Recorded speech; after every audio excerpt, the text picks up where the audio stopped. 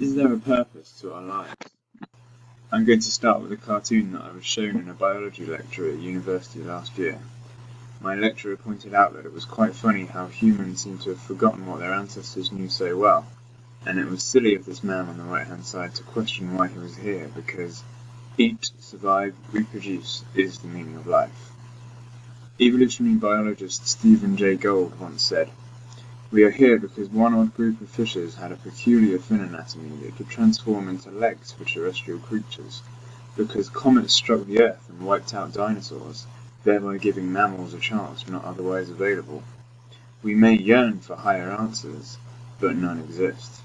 This explanation, though superficially troubling, if not terrifying, is ultimately liberating and exhilarating. We cannot read the meaning of life passively in the facts of nature. We must construct these answers for ourselves. C.S. Lewis writes almost as if he's replying, "You cannot go explaining away forever. You will find that you have explained explanation itself away. You cannot go on seeing through things forever. The whole point of seeing through something is to see something through it. It is good that the window should be transparent, because the street or garden beyond it is opaque. What if you saw through the garden too? A wholly transparent world is an invisible world. To see through all things is the same as not to see at all." I don't know if you've seen the film I, Robot. It was one of my favourites as a teenager, and I didn't quite realise it at the time, but it had a theme relating to the meaning of life. Sunny, a robot designed and built for a purpose to protect and serve humans, had helped shut down the evil computer causing the other robots to rebel, and speaks to the protagonist, Detective Spooner. He said, "What about the others? Now that I've fulfilled my purpose, I don't know what to do." Spooner replies, "I think you'll just have to find your way like the rest of us, Sonny. That's what Dr. Lanning would have wanted. That's what it means to be free." While this seems like an attractive notion, it makes the assumption that freedom means life without constraints, the choice to make life according to your own rules.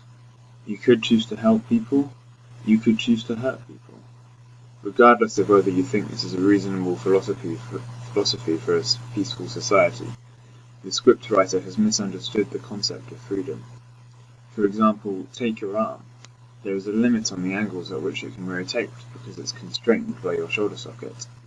You might think that it would be liberating to free your arm of that constraint, but actually all your arm could do is flop around on the floor, because without the constraint of the shoulder, it has less freedom to move. The fish out of water isn't free, it's dead. Keeping it in the water is therefore liberating. The discipline of a musician or an athlete is liberating. While they constrain themselves to a particular career path, giving up many hours in training, that path brings a new freedom. Likewise, the Christian view on the meaning of life, loving God and loving our neighbours out of gratitude for the gift of life, is gloriously freeing.